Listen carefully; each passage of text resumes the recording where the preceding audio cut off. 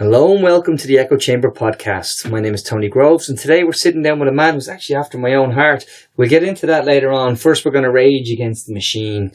As always, I'm joined by my co-host and proud owner of Ireland's largest Snoop Doggy dog collection. What were you on about when you said that, Mark? More importantly, and much more significantly, we're thrilled to be joined in the Tortoise Shack with children, disability and public interest lawyer with KOD Lyons, Gareth Noble.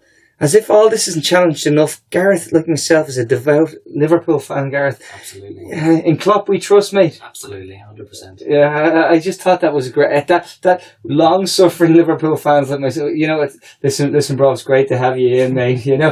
Martin doesn't even know what sport we're talking. He was telling me a little story about some guy downstairs. I don't even know what you're talking about. Well, I know we're going to talk a lot about decision making tonight, but every decision Klopp makes is the right one. Yeah, absolutely. I'm with you on that, man. We just need to we've that big smile. We need that big enigmatic smile. No, listen, thanks for coming in. It's I was saying to you earlier downstairs that I've got, people are coming on to me saying, "Oh yeah, Gareth's coming in. Can you do this? Can you do that?" But I think you summed it up when we were talking about earlier. You want to talk about a fair society and the clash between what actually happens between the legal system, the public bodies, and how they affect people in the real world. And it's something we're quite passionate about is joining the dots. Yesterday in the Dáil, we started the process, and I'm only saying started the process because realistically we're not all the way there of passing the UN Charter for the rights of people with disabilities. Yes. We haven't actually gone the full hog on that, and it seems today that they've excluded certain conditions from that. I mean, we travelled to Dundalk to meet a lady who has a child with a palliative child, and and you're on the front line of all of this. You're somebody, you act for people against public bodies. Can you tell us how that is and how, as an experience for that? Well, I listened to that podcast in Dundalk, and it really struck me because those stories are by no means unique, and it was a really powerful podcast. Can I say at the outset? And but as I say, those types of stories are reflected across the country. And I remember when I first started doing disability law in particular, I would travel to different parts of the country. I never believe in this area. I don't believe human rights lawyers should sit in their office and kind of and stare out the window. So a lot of the work that we do, particularly around disability, is actually getting out to communities. So when I started doing this type of work in 2012, we travelled to Donegal, we travelled to Cork, we travelled to Galway, we travelled all around the place, Athlone and so on. And it was at that stage different areas had different problems. And then in more recent years, we're seeing the consistency across the board. And we're seeing people frustrated with form filling, frustrated with decisions being turned down, decisions that they just can't understand why they've been turned down for certain supports. We're seeing a huge squeeze on education resources for children that are really disengaging and disempowering children within the education system. And so your podcast that you had with the lady in Dundalk really reflects a lot of the struggles that people are having right around the country at this stage. And are you finding this, I don't know what's the correct phrase, uniformity of neglect or whatever phrase, you're finding now that it's the same right across the... Yeah, and I think it's reflected. I mean, we are really lucky in this country that we've never spawned a UKIP-style political party or a Trump-style organisation. And that reflects the fundamental decency of Irish people. People want to see fair play. They want people rewarded for work, yes, but they want people supported.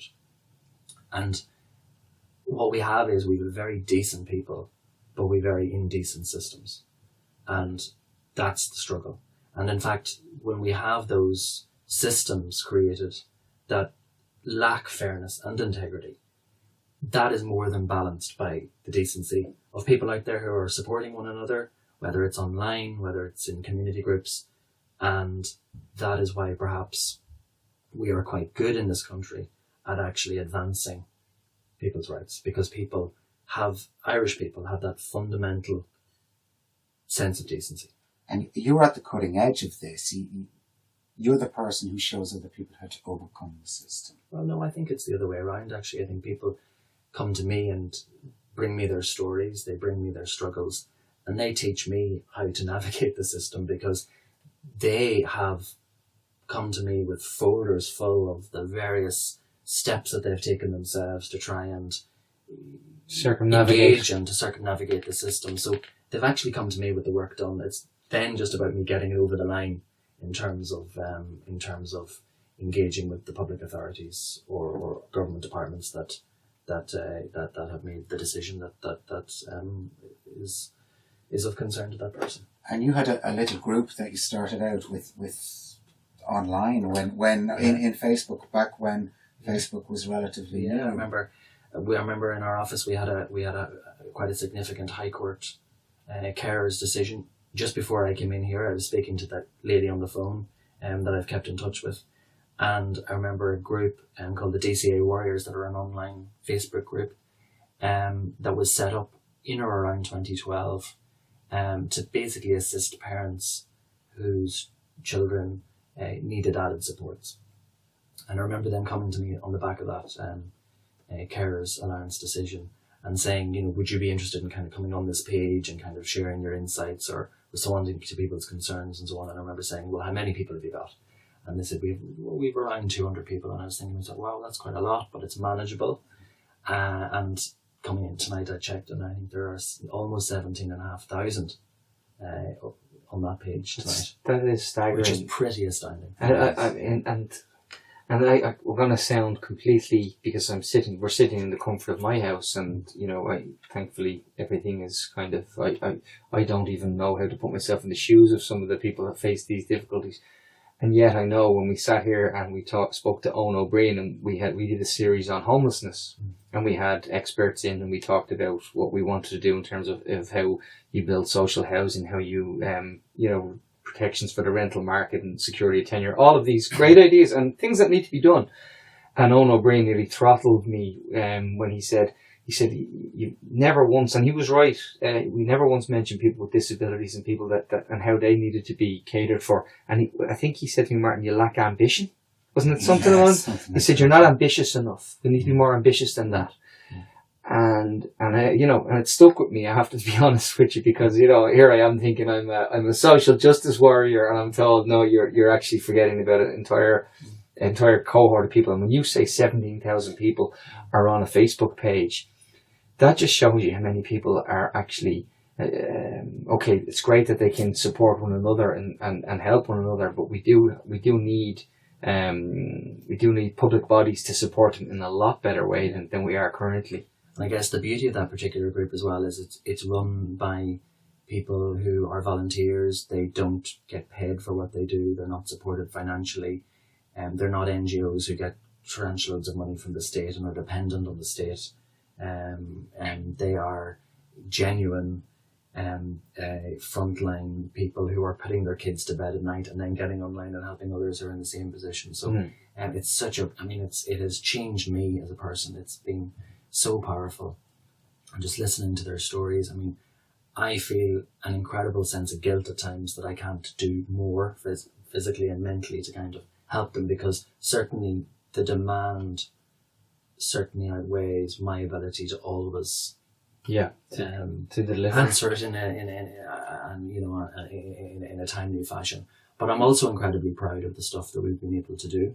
It should be around delays in decision making, in relation to independent decision making, in relation to insisting, as the High Court has now done, that people who are turned down for something like carers allowance or domiciliary care allowance for their kids get a proper reasons, and reasons that actually engage with the evidence that is being presented. I'm really incredibly proud that, for example, we now have a system where if people ask for an oral hearing, they will get it. So bit by bit we're doing it, but there's an army of people out there through groups such as the DCA Warriors that actually are the backbone to all of this. And Justice Max Bennett, I was reading back on a few of your cases, and Justice Max Bennett, he said that and he was talking about the Department of Social Welfare in particular at the time, had a disdainful mindset to other evidence. Yes. And that was in relation to medical reports. There was a woman refused an allowance for her severely disabled son. and they said, well, here's the social welfare's assessment, they're medical assessors. And this lady went and got independent reports, and they basically ignored them and said, no, we'll take what we have here. And the judge said that they were deferring their responsibilities. They were simply passing the buck. And you created that change in how people now view medical assessments within the system. Well, that lady was ultimately successful, but it came at a huge price in terms of, an emotional price, insofar as, her child was left for years without that additional support. And it is people like her who are in fact prepared to put their own case on hold to allow court proceedings to take effect. That actually, it comes back to my point at the start that we live in a really decent country where people are actually prepared to, even in the midst of all of the difficulties that they have, for the greater good, they're actually prepared to actually put their own case on hold in order to be able to affect real change for all others. Homelessness is an issue, and children in homelessness is an issue that has exploded in the relatively recent past, and it's something you're dealing with more and more on a daily basis. Yeah, yesterday I had a consultation with a lady who came in with her 4 kids, and they're all in homeless accommodation. And the scariest thing is that level of acceptance that this is okay. And we hear statistics, and I've kind of stopped looking at statistics really. But I mean, when it crept over the 3,000 mark, you sometimes think to yourself, and then we hear government saying, well, it will get worse before it gets better. And that's really around normalising it. It's about normalising something that should never be normal. I remember going to I won't name the time, but I remember going to court one morning, and I was up late into the early hours doing legal submissions. I remember driving up the motorway and thinking, I really need to go in for a cup of coffee somewhere, and I saw a particular hotel, and I went in off the motorway and into the hotel. And I remember walking through the door and into this dining area, which was full of school children who were living in homeless accommodation. And I felt that I was trespassing on their breakfast time. And they were there in their school uniforms, and the school bus was then arriving. It had got so bad that the school bus was arriving outside the door to take them to school. And that can never be normal, and it can never be acceptable. And you've seen what happened today, where a kite was flown, a very dangerous kite was flown, because that's what it is. People say, oh, I see what they've done and stuff. No, they're flying a kite right now, as in Dublin City Council, the Dublin Homeless Network, the Eileen Gleeson and Conor Skehan's cohort said that they're going to consider forcing people who are in emergency accommodation because they're in emergency accommodation, they're being through a traumatic experience, they're effectively homeless, they're living in hubs or whatever, as Mary McAuliffe lovingly put it to us, they're warehoused poor. Okay, this is and they're saying to them now, we want them to take HAP as opposed to taking the front door of a social house that they can actually live in, and they want them to force them. They won't give them the option now. So economically, taking aside the traumatic events of people being in this, economically, we've already established that emergency accommodation, if you're 3 years in emergency accommodation, you can build a 3-bedroom house for the same price. Secondly, we've established the HAP budget is the most expensive drain on the exchequer. Okay, so economically, this makes no sense. Societally, it's crippling.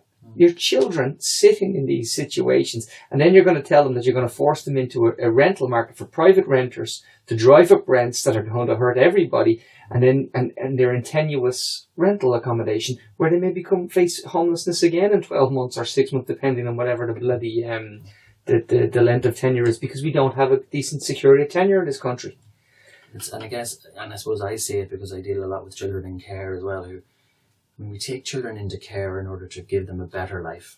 Now, when we take children into care, the number of different placements that they have, and they're moved around from pillar to post. And it's the same with children in homeless accommodation. We look at the statistics, and we can all be blinded by statistics. But what is the long-term emotional impact on those children? I don't think we've even begun to have that. No. Well, there's been somewhat of an effort to look at it recently, and some people we know were involved. Nick was involved, a couple of other people were involved, and there are very severe long-term effects to having children in those situations, in precarious living, and it is precarious living. And the mental health services were abysmal before homelessness got bad. Now that these children are trapped in homelessness, it's a double whammy. Their mental health is suffering, and the mental health services are even worse now than they used to be. And tonight there's a report, for example, out in the Irish Times as it was coming in, around the continued use of children in adult mental health wards. And I did a submission to the Oireachtas committee at the invitation of Senator John Freeman, who's done a lot of work with PADIs. She has a bill before the Seanad at the moment, which would, at the stroke of the ministerial pen, stop that practice. I mean, I've dealt with children in the mental health system, for example, who've been in adult psychiatric, and that has actually impacted, that experience has impacted upon those young people to a far greater extent than one can imagine. Because what they're doing is they're going into those wards, and as one little boy said to me one time, I remember looking around and thinking, this is hopeless, because that's me in 20 years' time, that's me in 30 years' time. They couldn't get beyond the fact that they were not, and the facilities themselves, great staff, but they don't have the paediatric expertise, and the staff themselves will tell you, we do our best, of course we're not going to refuse entry, but at the end of the day we don't have the expertise and the training to deal with a young person in that type of crisis. But Gareth, and to deal with them holistically.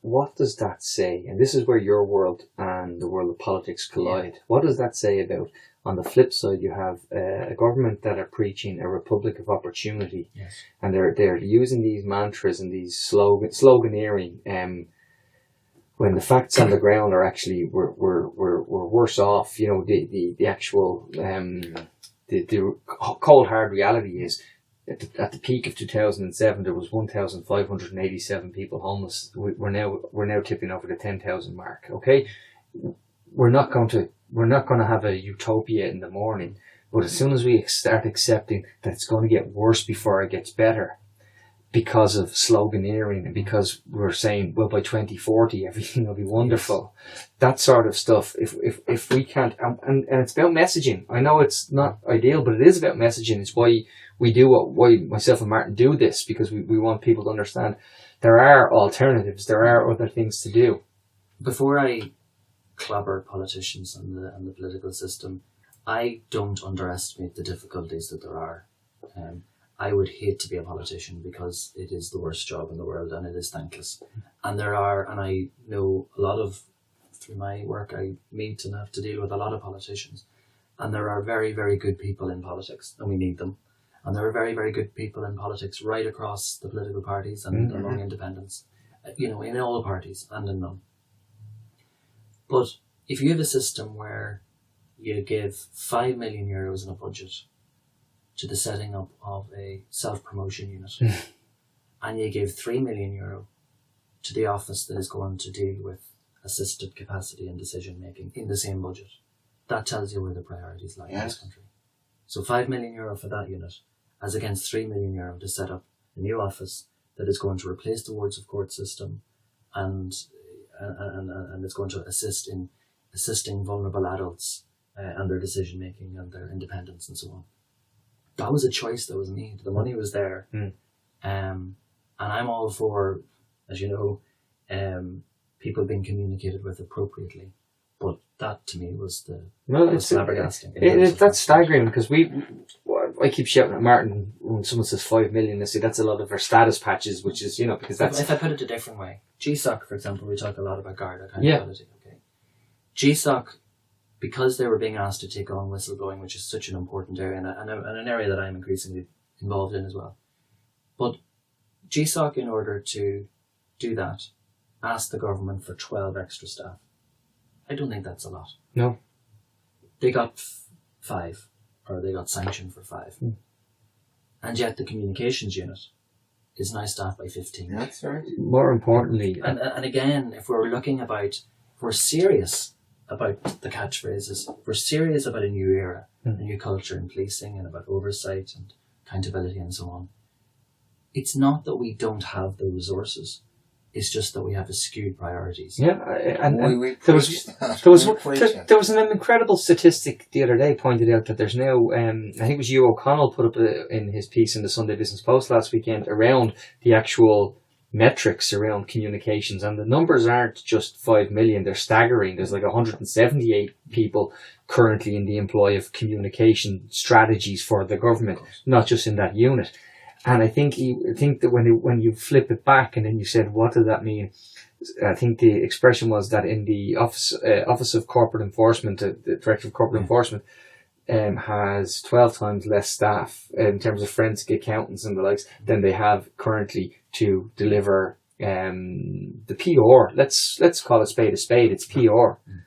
Do you get a sense that after the children's referendum, that the government took the foot off the pedal in regard to children's rights? And I'm not saying that the foot was ever pretty much on the pedal, but that the referendum gave them a watershed where they felt that they could park and move on. Well, in relation to the children's referendum, I was put on the naughty step when the children's referendum and the bill was published to allow for that. I remember reading it and remember my heart absolutely sinking, because I remember thinking, this is an amazing opportunity. And yet, when I looked at the caseload that I had, will this children's referendum and the passing of it assist that child in a mental health ward? Will the young person in a child detention centre being locked up 23 hours a day, will that assist them? Will it assist a child who desperately needs a special needs assistant? And all of those cases that fly through my mind, the answer to that is not one of those children will be helped by the passing of this referendum. And it absolutely lacked ambition. Well, I'm going to quote you from a piece you wrote, and you said, whilst the referendum may be about children, it's not really about many of their rights. And it was more tokenism than giving children rights. Yeah, I mean, I was concerned, and I don't want to sound over cynical, but I was concerned that this was simply ticking a box, and it was about the end of the process rather than about the beginning of a new process. And what have we done? We've created TUSLA, the most dysfunctional organisation I think I deal with across the board. And we've taken TUSLA out of the HSE, and by doing that, we can't even therefore ensure that many children who would have got certain services under the old HSE system through child protection no longer can get that, because TUSLA are dependent on the HSE now to get certain things done. So CAM services aren't under the auspices of TUSLA. Nothing TUSLA can do about it. All the area around mental health, assessments of need under the Disability Act can't pierce that divide that now exists. So, again, TUSLA was a wonderful concept, but it isn't delivering, and it's not really delivering for children, especially in care, who require those additional supports and services. Because we talk at the start about joining the dots. There are no dots being joined when you have different bodies and different systems often working in conflict with one another. And if those organisations and those bodies work, I go into court cases and I see TUSLA and the HSE, and they're both looking at each other to do something, and the child is drowning in the middle. And that's no joined up system for bringing about children's rights. And let's not forget that TUSLA was created on the back of the children's rights referendum.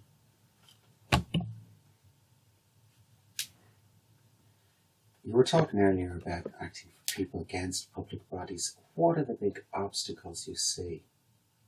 Well, I think the first obstacle you see is that people often are afraid. And not only are they afraid, and it's not an irrational fear, because quite often people, when they put their head above the parapet to challenge things, they fear that actually what's going to happen will actually lead to a worse outcome. Yes. But again, I come back to the DCA Warriors idea of a community. When people see that there are others in the same situation as themselves, and where people perhaps are thinking of taking action against those injustices, then I think that people feel a lot more comfort in that type of an arena to do it. And having support there. Yeah, and public bodies will try every trick in the book in order to try and I mean, I've dealt with so many cases as well. It's really interesting because there's this cold, sometimes not so subtle, if you challenge this is what's going to happen to you. Yes. But ironically, the people who actually do, this has been my absolute experience, but people who do actually stand up and challenge certain decisions, public bodies are so afraid of a precedent being set against them that they would sell their own granny in order to avoid that type of a scenario. Yeah. And I can think of, for example, I remember one judicial review about 2 years ago, and it involved school transport for children with autism. And I remember the state fought it the entire way. Mm. And as I walked into the forecourts on the day for the hearing, I got a tap on the shoulder, pulled aside, and what we were being offered for that child actually far exceeded what we were seeking.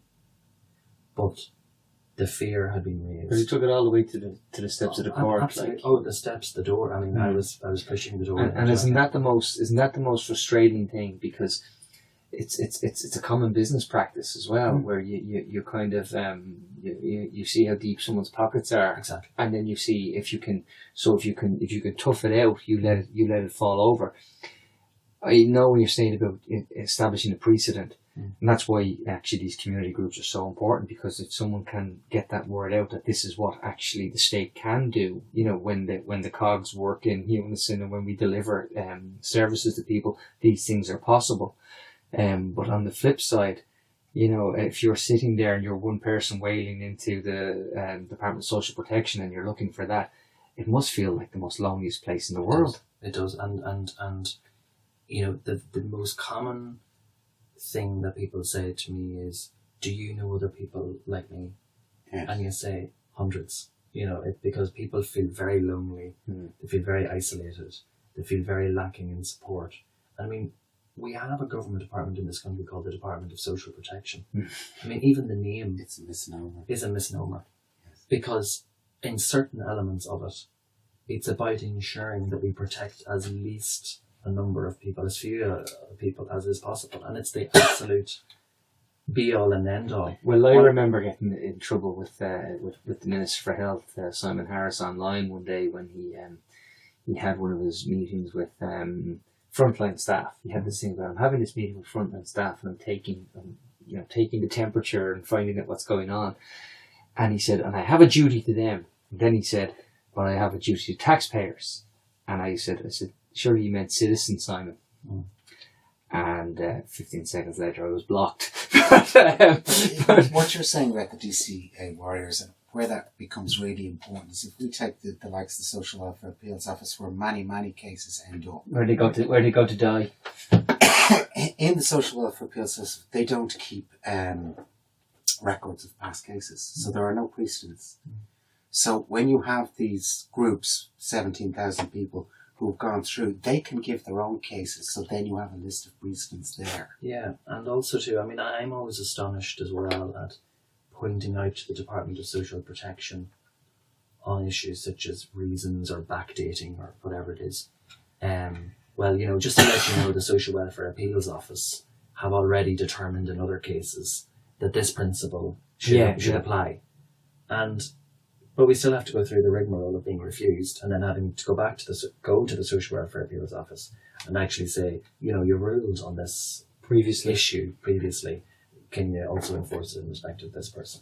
But I mean, the appeal success rates indicate how rotten the departmental systems are, because the appeal rates are very, very high. The appeal success rates have got increasingly better from the point of view of the citizen. And if for example we took any other working organisation and we had 60-70% of my decisions being overturned, then we have to start looking at those systems, because something is failing there, if that's the case. And let's not forget also that there are so many people who who accept the decision, don't know about their right of appeal, or think it's not worth it. And that's also a worrying trend, that people give up. It'll pass now in a second. Yes. And there is a huge rate of overturn of cases from the department to Social Welfare Appeals Office, which is showing that there's something basically wrong in the decision-making process that's going in the department and the oversight of these decision-making processes. I mean, if the next step is to a supposedly independent tribunal, where's the oversight within the department itself? Well, it's non-existent unless you have decision makers like Judge Barrett or Judge Baker or others in the High Court actually examining these decisions. And, you know, we have to have a system in which people feel confidence that they're getting a fair shite.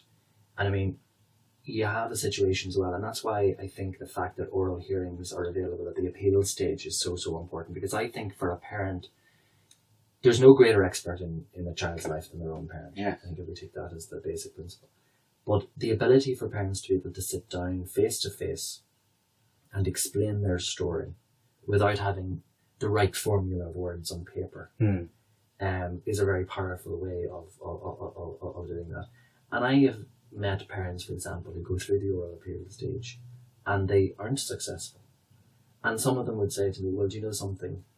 I got to have my say, and I feel good that I got It's no longer a faceless process. It's not no longer a faceless process.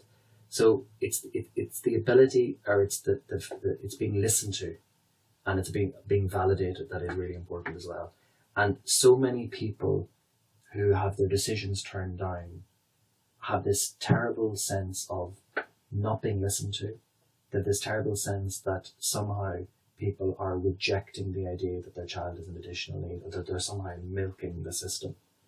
And I think that is a very hurtful thing for parents. And I think the way government is approaching social welfare at the moment, I think that all feeds into that social welfare cheats. There are an awful lot of people who get social welfare payments who are carers, who are parents struggling day in, day out with their children. Yeah. And to stigmatise them in that, welfare cheat. Welfare cheat. Yeah, welfare cheats cheat us all. And that's a very broad brush. It hits everybody who's out there. And let's not forget, if you want to look at this in purely economic terms, carers save this country billions and billions and billions of euros. And without people prepared, and I don't even use the term because of course people are prepared to care for their closest and do so at huge cost to themselves. But, there just doesn't seem to be the recognition there that carers actually benefit our society. Because as you say, this whole narrative is around making sure that you're not getting one extra cent than you would be entitled to. It comes back to this taxpayer value, and talking to people like taxpayers as opposed to talking to people as citizens, and talking to people in terms of economic units as opposed to actually the real stories on the ground. We are all fully cognizant that there are, needless to say, people who have cheated the system and cheat the system. But that is nothing in comparison to what actually happens on a much larger scale and I'm not, I don't think it's helpful or necessary to get into the system of, you're cheating the system and who are the biggest cheats. What about really doesn't work. Cheats or whatever. But there has to be consistency across the board. So if you're going to tackle benefit fraud, and that's absolutely nothing to do with what we're talking about tonight. Nothing whatsoever, yeah. But if you're going to tackle benefit fraud, then you have to tackle fraud across the system. Oh, yeah. Because it feeds into a very dangerous them versus us mentality. And that them versus us mentality also creeps in to what I call social support. Because it's really all around, that one got that home care package down there. Yes. And also too, what's quite dangerous is the Department of Education, who have effectively stepped off the field of play when it comes to decision making in schools. But a very dangerous thing has happened, and it's about pitting people against each other. It used to be the case that you could apply to the department for a special needs assistant, say, for your child, okay? Mm-hmm. And now the Department of Education, instead of granting it, they grant a block of support to the school, and they effectively say, over to the school principal will decide. So effectively what you're doing is you're setting up the parent against a school principal, when in effect that is a relationship which really must work and really must be cherished and really must be promoted. And the Department of Education have actually abdicated not just their statutory responsibilities, but in my view their constitutional obligations to children by saying nothing to do with us. This is all going to be dealt with by the school principal. It's past the book. But again, it's the language of outsourcing, and it really is corporatization of actual what. Well, I do remember it's some years now since social welfare changed from having clients to customers. Mm. And it is some years ago, and I do remember that change very, very acutely. I was very involved with them at the time. Well, I remember when Revenue started calling people our customers, and I remember quite cheekily saying to someone in Revenue, saying, "So if I'm your customer, can I decide not to shop here anymore?" No one laughed, Gareth. Well, you look at the Department of Social Welfare and the old adage that the customer is always right. Well, the Department of Good Social Welfare is concerned, the customer is right, maybe about 50% of the time, and then on appeal we'll add another 25% on top of that. That's the figures. The customer is not always right. But I mean, we look at the relationship between the political system and carers and legal rights and so on. And I'm always, I suppose, sitting in the chair that I sit where I'm really interested in politics, although I'm not a member of any political party. And I often think to myself, if there was a political organisation out there that actually put in place for carers a system that assisted them, they would reap the political benefits of it. Of course they would. And because, society would because as well. It is a hidden, as I said earlier, there's a hidden army out there. There is an army people of who are very political but completely disconnected from the political system. And it's a standing army that nobody sees because they don't get outside the four walls. Carers often say to me, we do all our protests on this page because we can't get out because of childcare issues and travel to Dublin from Donegal and march outside the Dáil, or, you know, in the same way say that the Water Protest movement might have been able to collectively mobilise. But we spoke to Sabina Brennan about brain health, and she was able to tell us that basically if you're a carer, you know, and you're restricted to this, you can't move from this location because you're giving 24/7 care. So we know economically you're saving the state a fortune. You know,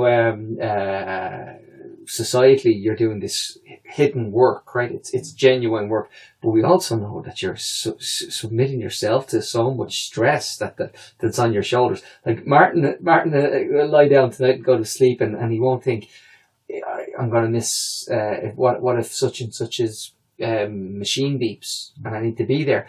We leave these people there, and we leave them there in the most precariousness of situations, and we turn around and say, should we pay them carers allowance?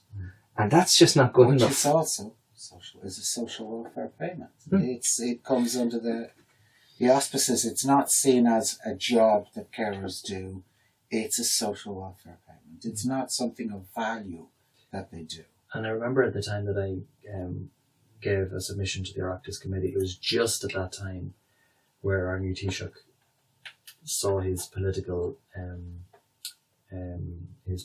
priority as being assisting those who get up early in the morning. It was that whole Yes, thing. And I remember thinking, actually, if he had advocated or at least articulated that people who get up early in the morning often includes those who haven't got to bed at all, simply because they're caring for a family member or a neighbour or so on, that again was a missed opportunity to set out a values-based system. Imagine. That meant getting up early in the morning included much more than the narrow definition that he applied to it. If you, tomorrow, if you were handed the reins of power, never will happen. And you to make quick changes that could help a lot of people. Yeah. What's the low-hanging fruit you would take on? I think that we put a lot of money towards the 1916 commemoration celebrations recently. I learned a lot from it, actually. And obviously in the proclamation of 1916, we take the very simple concept, cherishing all of the children of the nation equally. And I think that if we human rights proof our budgets, and I suppose putting my children's rights hats on, if we look at the impact on children of policies, then we would have a very different system. And there are also so many things that could be done that would be cost neutral or not cost anything. But it is about genuinely, rather than through sloganizing, but it is genuinely about creating a system where you are putting the needs of children before the needs of the system. And it's all about, for example, so, you can't, and I'll just take that one very little example that wouldn't cost very much. But for example, in order to avail of school transport in certain areas, if you're an autistic child getting on that school bus, the department will say, we will pay your bus to the nearest available school. Well, they define that in geographical terms. Whereas I would say, no, it has to be the nearest appropriate school to meet that child's needs. That would seem sensible. But they literally will take out the ruler on the map and say, well, actually, that one was 2.2 kilometres away and that one's 1.8 kilometres away. And that school will do you, notwithstanding the fact that that child's profile may require the added supports that might be in the school half a kilometre away. So we have to get rid of that. We have to have sufficient flexibility in the system in order to progress this. And it's not as hard as it sometimes may seem. It never is, Gareth. And I've, in court, for example, I remember last 2 or 3 years ago, we brought a case on behalf of 4 families with Down syndrome, with children with Down syndrome, who we wanted to ensure could avail of resource teaching hours, added teaching hours, to assist them with basic numeracy and so on. And I remember the Department of Education coming into the High Court and basically saying, if this is introduced, our whole educational system will come to a crashing down. Mr. Justice Hardiman used to always refer, to the siren of the emergency. And state bodies are brilliant at coming in and saying that the red light will come on, this would be an emergency type situation. And when that case was successful, there wasn't another word about it. The system still continued. And for those children, that system has added a hugely positive impact to their lives. So we've got to get away from this idea that very simple measures which enhance the rights of children will somehow bring the whole system crashing down. When we look at the billions that are spent on, and I'm not getting into the either or, but when we prioritise the billions that are pumped into assisting banks, and we could have a debate about necessary, and and that's all fine, but very minuscule amounts of money will actually really improve and will save the state much more money. I think that's it. I'm not an economist. No, but like you can take it from someone who looks at the numbers all the time. Yeah. That's where I always get agitated the most, because I keep saying that the decisions we make now that look good on a balance sheet are often the most economically incompetent things we can do. But I'm also concerned, for example, that in Tusla, use this as an example, so many decisions are made in Tusla by people who have no experience of dealing with the children themselves. So you have middle management and above. I talk to social workers all the time who say, I cannot make one decision about this child, even though I'm working with them on a daily basis sometimes. Because they have to go through so many channels to try and get something. And my job then as a children's rights lawyer in care proceedings is to try and then look at creative ways of having those welfare rights for those children vindicated. And I am behind the scenes assisted by those social workers who prod me into doing something, because and then you wonder why so many social workers leave their jobs. Yeah. And there are no proper exit interviews for those social workers. They get burnt out and they move on. And really, there is no one who disrespects social workers more than their own management. Would you like to see, in a legal sense, would you like to see class actions being made available? I know there's been a lot of debate about class actions. Last week, for example, we had 21 judicial reviews in relation to delays in the commencement and completion of assessments of need for children under the Disability Act. So the way of getting around the class actions is if you get a number of people who have the same legal difficulties and you bring cases together, then a test case can advance from that pack. So class actions, of course, and I think the government have said they're going to look at it. The wheels are turning. I don't think it's necessarily the be all and the end all, because I think that there are sufficient numbers of people out there with this who encounter, as I said earlier, the same problems right across the board and right across the country. And as long as I'm much more interested actually in accessing the system, and access to justice is a big hobby horse from a standing start. And from a standing start. And I think if we, for example, look at protective costs issues a lot more, so that people don't feel that they've raised a genuine, they will be destroyed by it. Left with having to pay out if it goes wrong. Yes. That kind of I agree completely. So I don't know enough, ironically, about class actions to be able to offer a very informed opinion on it, other than to say that there are other things aside from that that I would like, such as protective costs. There's one interesting thing, and it's actually just because it's so time relevant now that there's a reason why class actions are still not going to come in the short term. And I literally just put on the ground there Luke Flanagan's report into the banks and the solvency issue. And because in the UK they were successful in taking a class action against RBS for the global financial crisis, and RBS the purchase of ABN AMRO, what went on there, and shareholders were burnt. Ireland had auditors go in and say our banks were solvent, we just had a liquidity issue. Banks weren't solvent actually, as it turns out, and we now end up with, we had to bail out 42% of the total EU's bailout for the banks went into Irish banks. That's a fact. But if you had a class action in the next while, you could actually go after Bank of Ireland and the auditors and AIB and the auditors and Permanent TSB and the auditors. It really is something that is not going to happen anytime soon. So I know it's a huge digression, but it's just an interesting thing because it's timely. But on the whole, I have to say I'm extremely positive. Good. About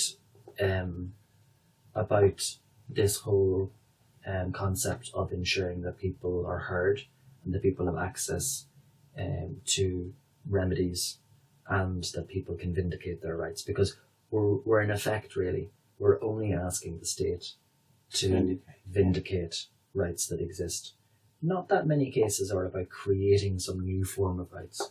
It's about actually asking the state to give people what they're entitled to, and that's 99% of it. Why is the state so opposed to giving people what they're entitled to? I think they had the ready-made excuse of the recession. Yes. But I think as we are now appear to have come over the worst of that recession, it is now around. Now this is a really good opportunity. You can't keep standing up and putting your hands out and saying recovery. The recovery will have to be felt. And I think one of the things that people find, and people that I met find really galling from a former Minister for Social Protection, was when she talked about, well, we didn't touch core rates. Social. That sounds fantastic, okay?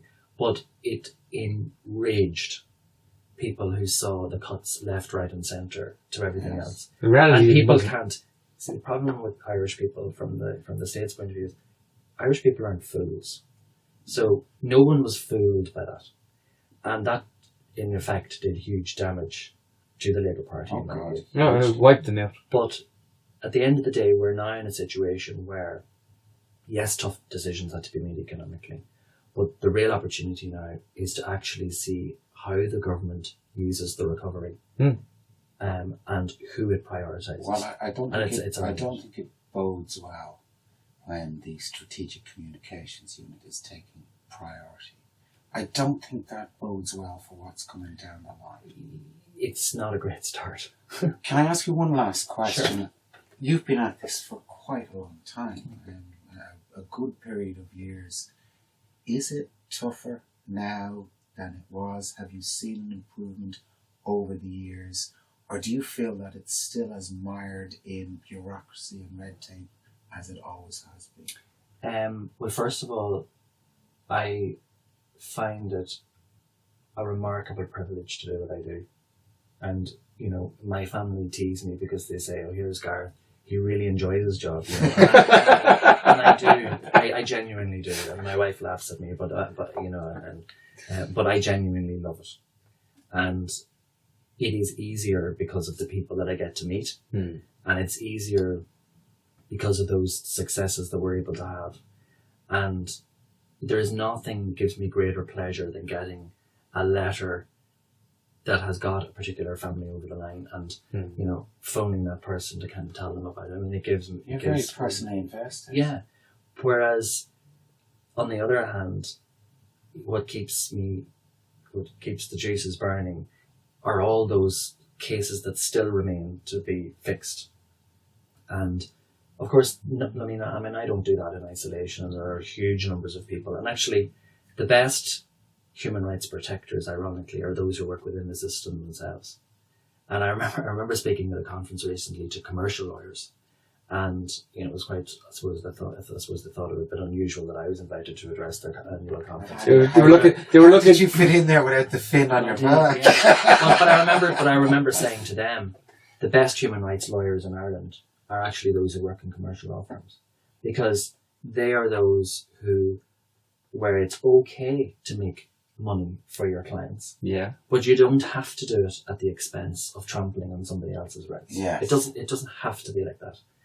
And so in the same way, we can have a society in which we look after, you know, people at higher rates of income, and people who invest in this country, and people who provide employment in this.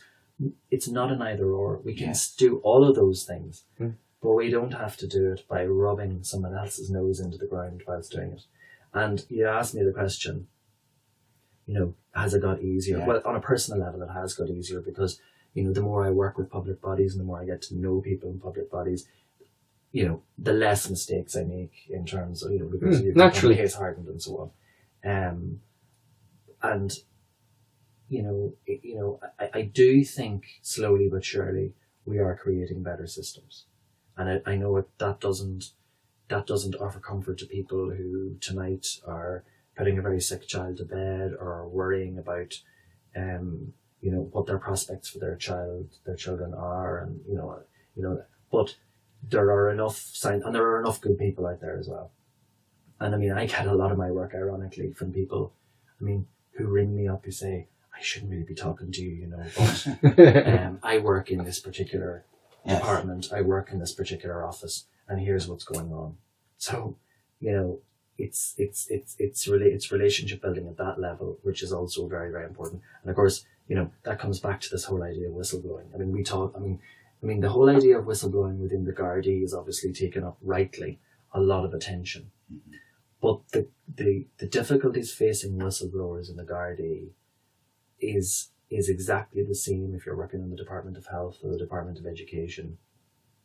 You know, it is not a good country to be a whistleblower in. No, it's not. And therefore, I think people are utilizing, you know, rather than putting your head up above the parapet in public, I have actually reaped the benefits of that, because I think that people very quietly and completely off the record are more than happy to talk to me about things, and that actually has really benefited my work. I can say the exact same. Yes, there are some really, really good, caring people in all of the systems. Yeah.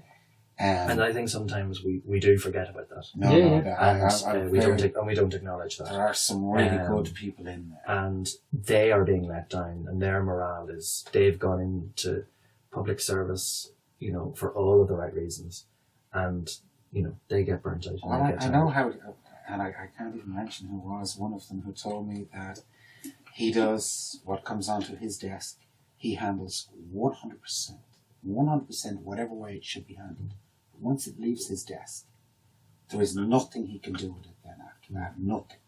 He has done his job as diligently, as properly as he can. We only have to look at the 2 civilian members of the Gardaí who gave evidence at the Justice Committee yesterday to see that this is around a culture. It's a culture that exists, that if you point out deficiencies or errors or bad ways of doing something, senior management don't like that. No, and people are very, and so people who work within systems are very, very open to change and are very open to new systems and new ideas and so on. But the more you rise, most definitely there's a correlation there between let's just not close the system, but let's just ensure that the system doesn't. The system supports itself. It's in corporate culture as well, Gareth. It's across the board, and what it does is it actually you become more assimilated to the system as opposed to actually where you set out. They say go native, isn't it? Yeah, that's it. And look, but and we talk about government departments. I mean, I have spoken to ex-government ministers who say to me, you have no idea.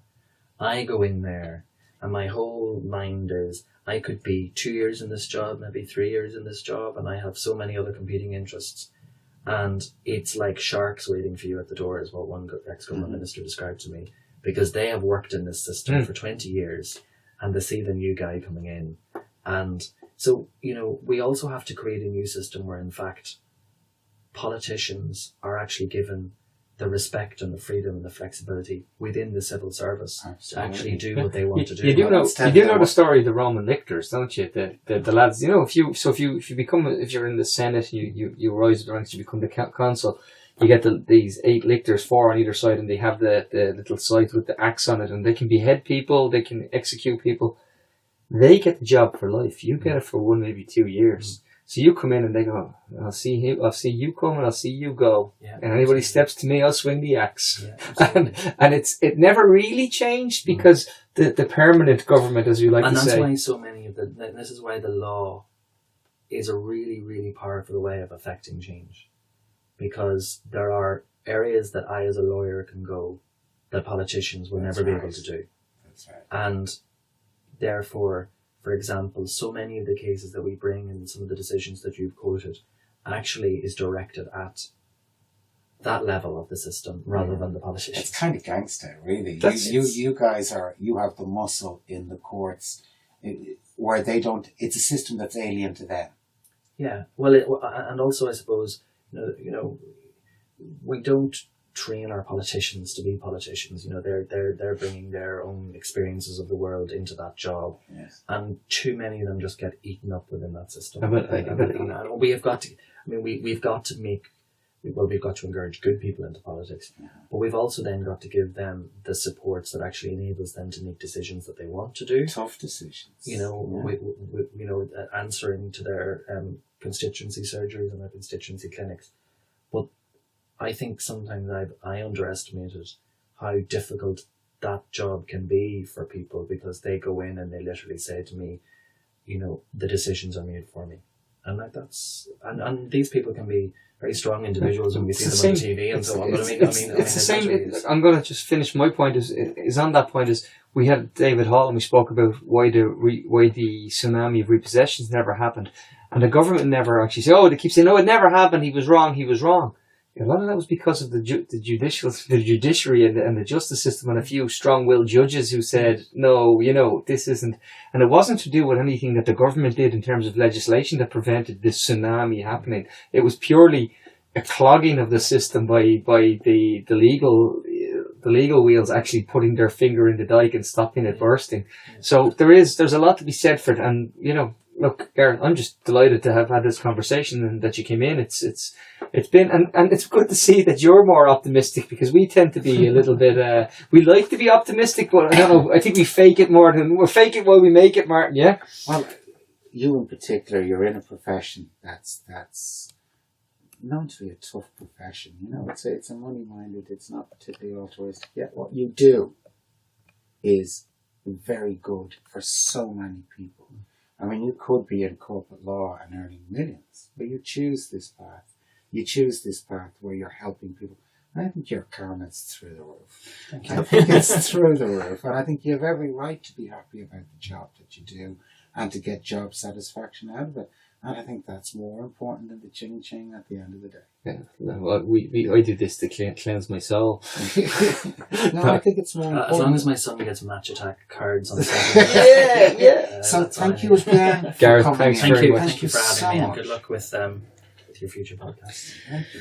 All right, guys, I just want to thank you all again for listening. Remember, if you like independent, listener-led content and you think it matters, subscribe, leave us a review and tell your friends. You can support us from as little as €3 on the echochamberpod.com. We do really rely on you guys, much more than Martin. He's not really... I'm still living in the boot of Tony's car, so come on, Steve. Thanks so much for listening, folks. We'll talk to you soon. Bye-bye.